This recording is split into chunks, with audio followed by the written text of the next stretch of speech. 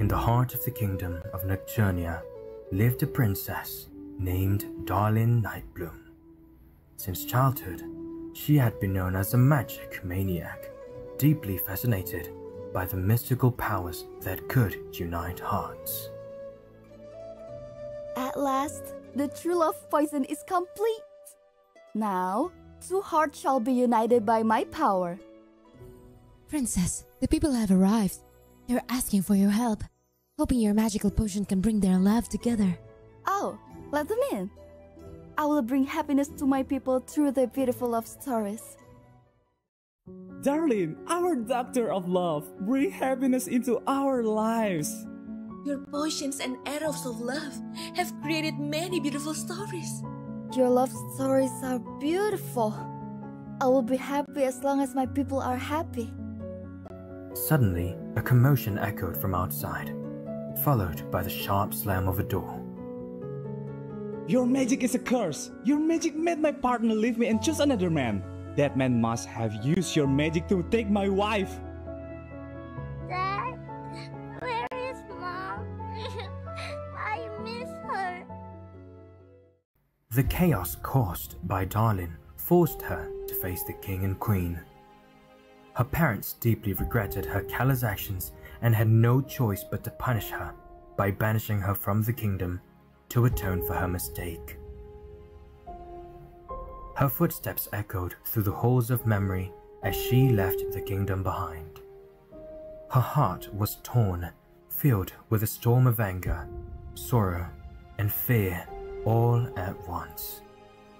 With no clear path, she wandered into the thick, shadowed forest.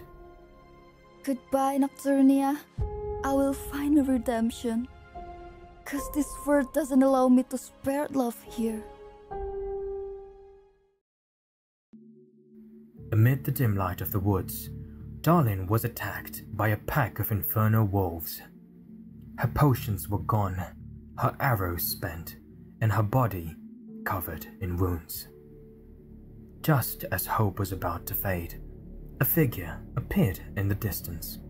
A man, silent and full of mystery, walking slowly toward the fallen princess.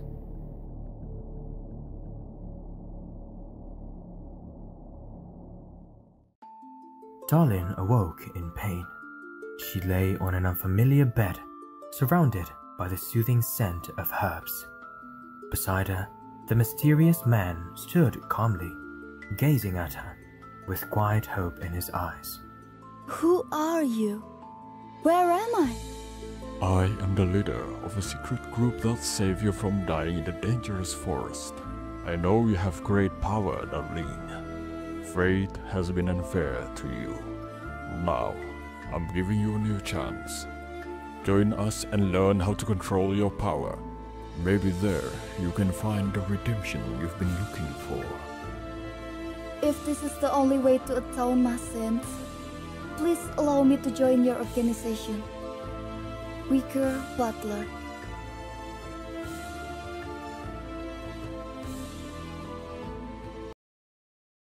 Ya aduh, Jangan salah tembak loh. udah ketembak lagi, jadi nggak sadar.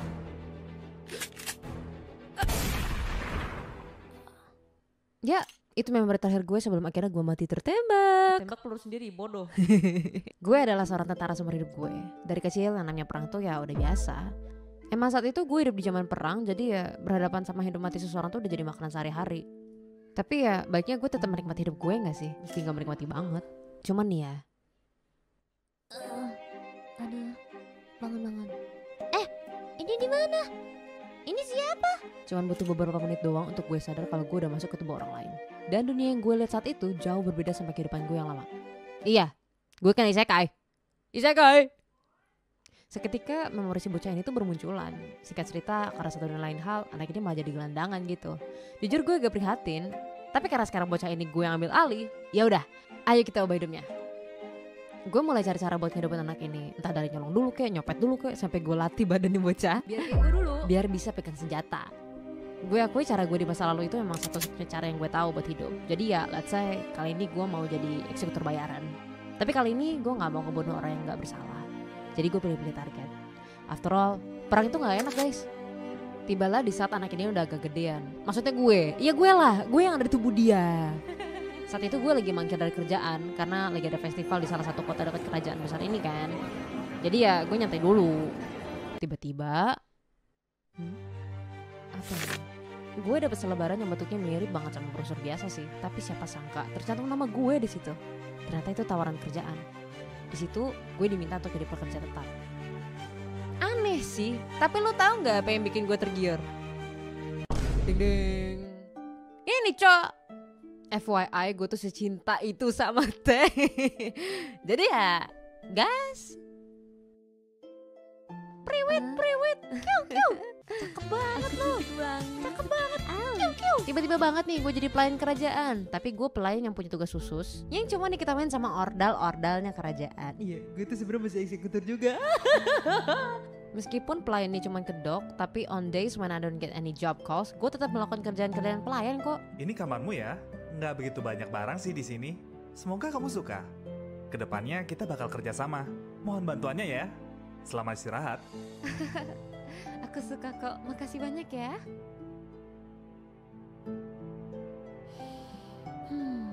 Teh ini wanginya enak banget. Gue masih belum ngerti kenapa gue dipekerjakan sebagai pelayan, padahal gue adalah seorang eksekutor, penembak jitu lebih tepatnya. Dulu gue narget dari jarak ratusan meter, sekarang gue lebih sering ngisi gelas. Alasannya? Gak tahu. But oh well, gue gak begitu peduli. Hai, gue Rana Solster, sengaja nama gue sekarang. Saat ini gue adalah seorang eksekutor berkedok pelayan. Di kehidupan gue yang kedua ini, gue mau hidup nyaman sambil nunggu panggilan kerjaan berikutnya. Bisa gak ya? Oi, Ori, kamu dipanggil nih. Kayaknya udah mulai misi pertama deh. Baru juga duduk. Oke, aku datang.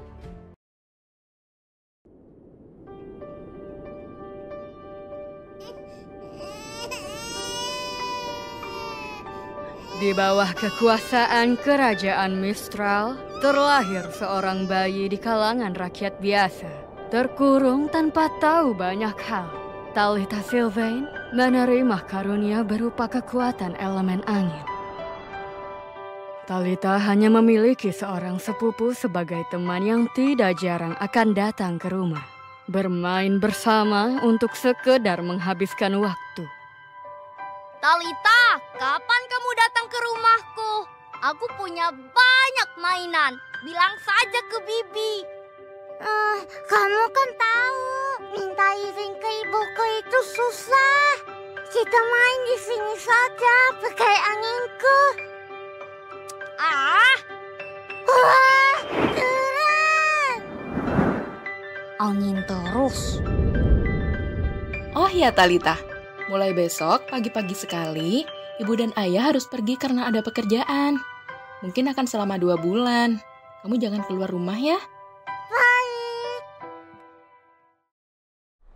Sesuatu telah terjadi. Rahasia yang disimpan telah terselip keluar. Kamu pasti belum pernah dengar kalau Talita, kamu memiliki kekuatan angin yang berarti kamu harus menolong kita semua. Tanahku diambil paksa oleh para preman.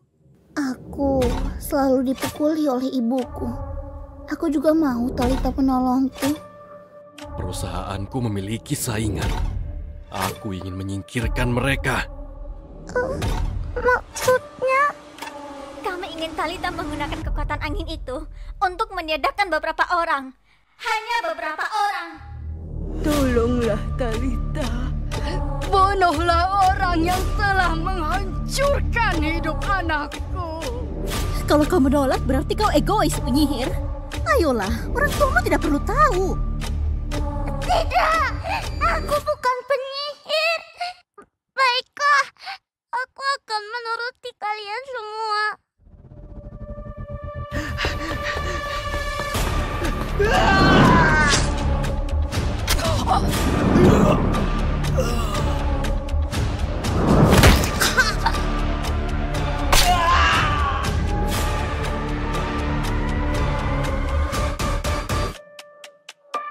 Talita, tolong. Talita, tolong kami. Talita, tolong.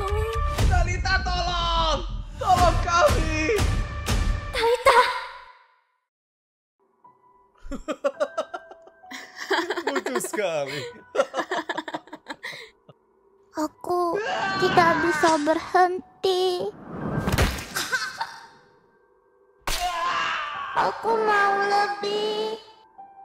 Anak itu kini tidak dapat menghentikan keterbutuhan akan hal yang sangat terlarang.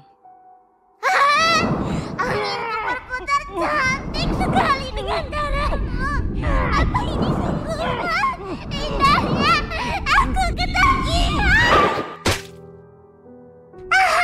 Dengan anginku menghasilkan salju secantik ini. Pembunuhan keji dibalas dengan kematian yang sama. Mereka yang menyalahgunakan kekuatan akan dihukum tanpa ampun. Aku bersalah. Jika seseorang hentikan aku.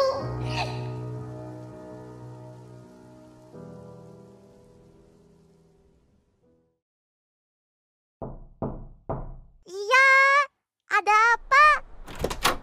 Anak dengan karunia angin yang tak terkendali, aku rasa kau cukup aktif dalam menggunakan gubuk yang telah lama kutinggalkan dan sangat kreatif. Gubuk! Bergabunglah dengan organisasi rahasiaku, Talita Sylvain. Mari kita buat karunia unik dalam dirimu menjadi lebih istimewa. Baiklah, aku harap itu organisasi yang keren. Dengan kerusakan yang menggerogoti jiwa dan pikirannya, Talita berharap organisasi ini, Wicker Butler, dapat memberikannya distraksi dan harapan untuk takdir yang lebih baik. Talita Sylvain, mari berjuang bersama untuk kedepannya.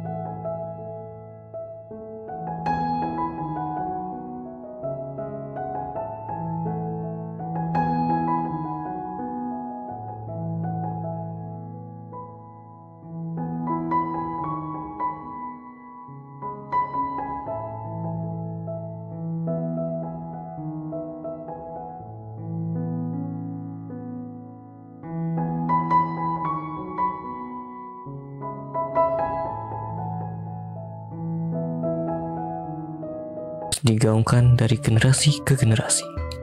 Kisah dari seorang putri tunggal dari kerajaan paling damai tanpa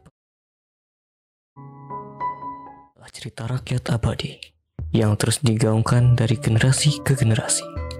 Kisah dari seorang putri tunggal dari kerajaan paling damai tanpa permusuhan di dalamnya, yang harus menanggung duka sepanjang hayatnya. Mari kita mulai. Tapi sebelum itu, kalian udah tekan tombol like sama subscribe belum? Kalau udah, makasih. Dahulu kala, ketika peradaban pada puncak kejayaan, Kekaisaran Kaliastar masih sangat harum. Di saat yang bersamaan pula, pernikahan dari putri tunggal Kaisar Kaliastar dengan kerajaan aliansinya akan segera dilakukan. Hingar-bingar perayaan dilakukan kedua kerajaan tersebut untuk rayakan bahagia baru. Sesuai dengan adat yang ada, kedua mempelai harus meminta restu pada kuil tua milik Kekaisaran Kerajaan Kaliastar. Salam. Salah. Apa yang kalian lakukan? Dia kekasihku. Tidak apa, Putri. Saya tidak terluka. Ampun, Putri. Hanya orang suci yang boleh memasuki kuil ini. Apa maksud kalian? Kami harus meminta restu kepada Dewi Burung. Kami akan menikah esok hari. Ampun Putri, Pangeran Caspian hanya bisa melakukan ritual di luar kuil. Penjaga! Kedua penjaga kuil hanya bisa patuh pada perintah sang kaisar. Peraturan tetaplah peraturan. Jika bukan patuh, apa yang bisa mereka lakukan? Dan Pangeran Caspian dengan rasa cintanya yang teramat besar, sekali lagi membiarkan harga dirinya terinjak demi kekasihnya. Lakukanlah, Putri. Berdoa pada dewimu bisa di mana saja, bukan? Biar jasaku tetap berada di luar kuil.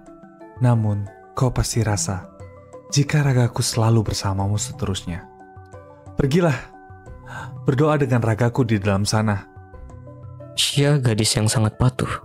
Tidak hanya pada sang kaisar yang juga ayahnya, Xia juga patuh dan mengikuti permintaan Caspian. Dengan berat hati, Xia memasuki pelataran kuil. Dengan hati mengutuki peraturan tidak masuk akal untuk kekasihnya. Dengan derai air mata yang turut jatuh malam itu juga, Xia berdoa, tidak hanya untuk pernikahannya esok, tapi juga keadilan untuk rasa yang Xia dan Caspian rasakan, tentang keabadian. Entah mengapa malam itu angin begitu dingin. Rasa gamang juga sekelebat Xia rasakan. Ketika kereta kuda yang dia dan Caspian naiki membelah gelap belantara. Ia sadar esok adalah hari yang besar untuk mereka. Namun entah mengapa, Xia rasa ada hal besar lain yang akan ikut serta. Benar, Baginda. Saya melihatnya. Kau yakin itu bukan hanya gertakan? Kita juga tahu aturan itu dari lama, bukan? Mohon ampun, Baginda. Namun, penjaga kuil benar-benar menghunuskan pedang mereka pada Pangeran Caspian. Dan mereka mengatakan bahwa pangeran bukanlah orang suci. Apa Lik Shihua membela putraku? Jawab! Mohon ampun, Baginda. Putri saya memasuki kuil Sen. Panggilkan aku asasin paling hebat. Akan ku bunuh Lik Shihua dengan tanganku sendiri. Kerajaan gonjang-ganjing, riuh derap prajurit ramaikan lorong-lorong istana yang sering terlelap sebelumnya. Amarah, gelisah, kecewa, dan kesedihan turut sesakan aula istana. Kala raja dengan raut kerasnya menatap nyalang setiap orang yang dihadapkan padanya, hingga terpilihlah asasin yang raja inginkan. Aku, Raja George dari Kerajaan Albadoro, memerintahkan kalian untuk menuju tanah kekaisaran Kaliestor, mencari Lik Shihua dimanapun dia berada, dan membunuhnya tanpa ampunan. Baik, Baginda. Aku ingin kalian memastikan Lik Shihua terpisah dengan tubuhnya. Pekat langit juga membuat suasana jadi semakin merisaukan. Sekelompok asasin bergerak bagaikan angin. Dalam panduan orang kepercayaan raja, mereka mengintai dari jauh rumah mewah di tengah hutan.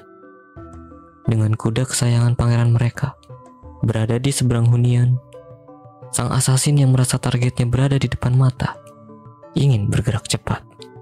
Tunggu, biasanya Putri Xia dijaga oleh pengawal kaisar. Hunian itu terlihat kosong. Ya, dia benar. Bahkan pangeran juga tidak ada di tempat. Ini mempermudah pekerjaan kita, bukan?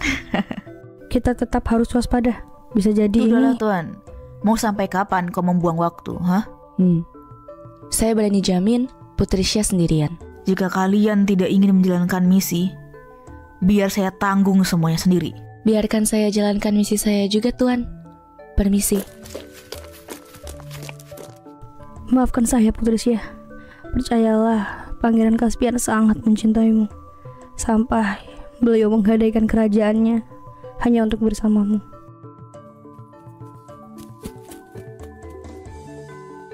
Dengan penuh hati-hati, semua pesuruh raja memasuki hunian Xia dan Caspian dari seluruh arah. Mereka dapati Xia dengan wajah bahagia mengganti bunga layu pada pot bunga dengan yang masih segar. Kita lakukan dialog dulu. Biar aku yang mulai. Siapa? Salam, Putri Xia. Hamba, Tuan Putri.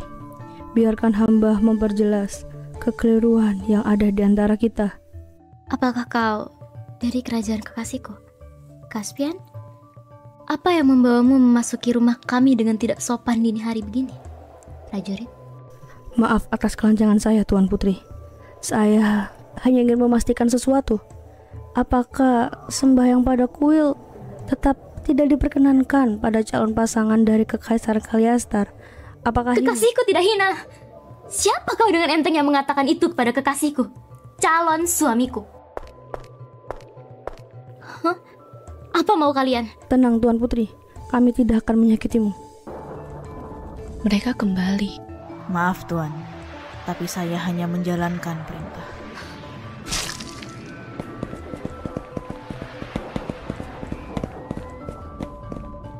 Caspian yang pulang dari buruannya memasuki rumah dengan sangat bahagia.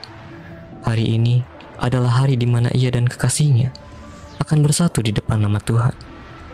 Namun, betapa kagetnya Pangeran Caspian ketika mendapati kekasih hatinya sudah tergenang oleh darahnya sendiri.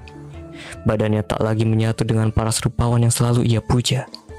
Bunga krisan beserta bunga cantik lainnya berhamburan, temani kekasihnya yang hilang rona hidup pada jengkal tubuhnya.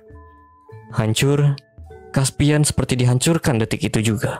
Tubuhnya tidak bisa merespon. Meskipun beberapa pengawal kekasihnya sudah ikut merangsek masuk ke dalam hunian mereka, Pangeran Caspian yang diliputi amarah dan kesedihan langsung meminta pengawal mengabarkan hal tersebut kepada Raja Kaliestar. Pangeran Caspian sendiri akan mencoba kembali ke kerajaannya dan melaporkan hal ini guna mendapatkan bantuan. Jika tragis tergambarkan pada Xia, maka Caspian adalah nestapa yang terus tuntut keadilan di tiap nafasnya.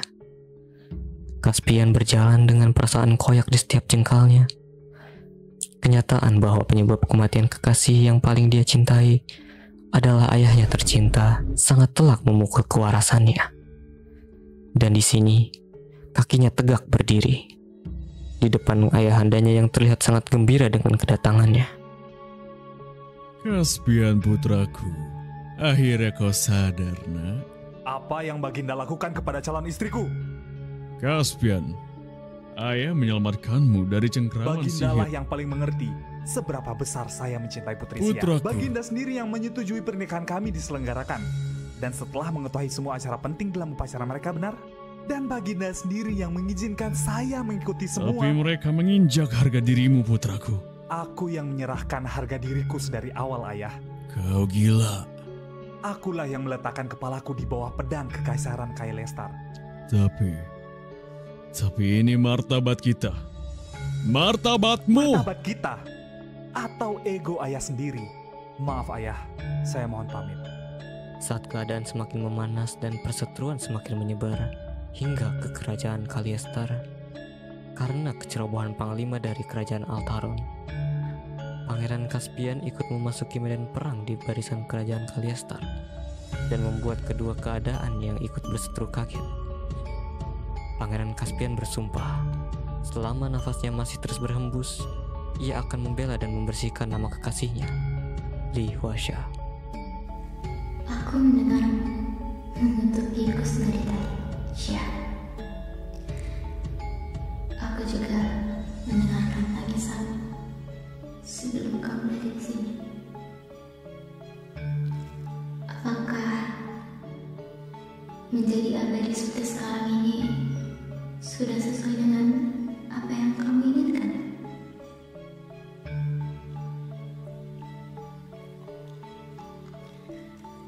Aku dan Dewi yang selalu kamu puja di kuil. Mintalah satu hal yang ingin kau wujudkan, Xia.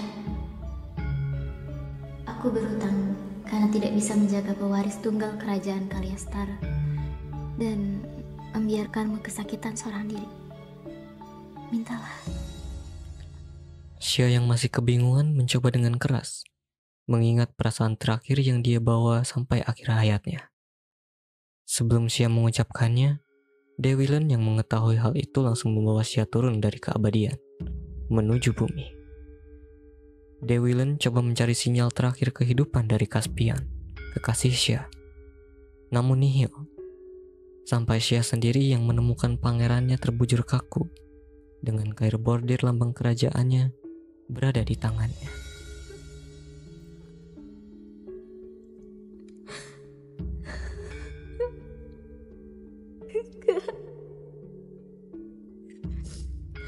Harusnya kayak gini. Dewi aku mohon maaf. Ini tidak seharusnya terjadi. Bukan begini yang aku mau. Bukan.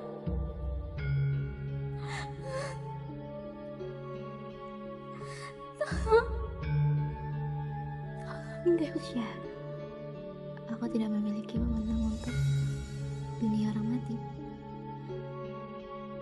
Kita berada di tempat yang berbeda dengan mereka yang tidak suci. Aku ingin abadi bersama kekasihku. Apapun akan aku lakukan. Apapun. Pengorbanan, Syah. Kamu harus mengorbankan satu anggota tubuhmu untuk menebus itu.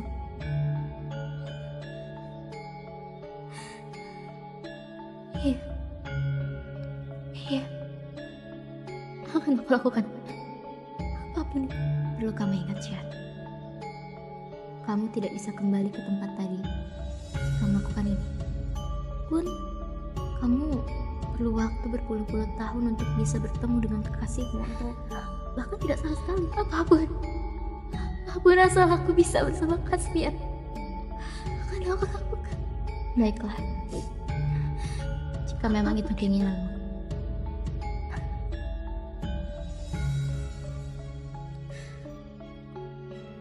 Setelah itu, semua gelap.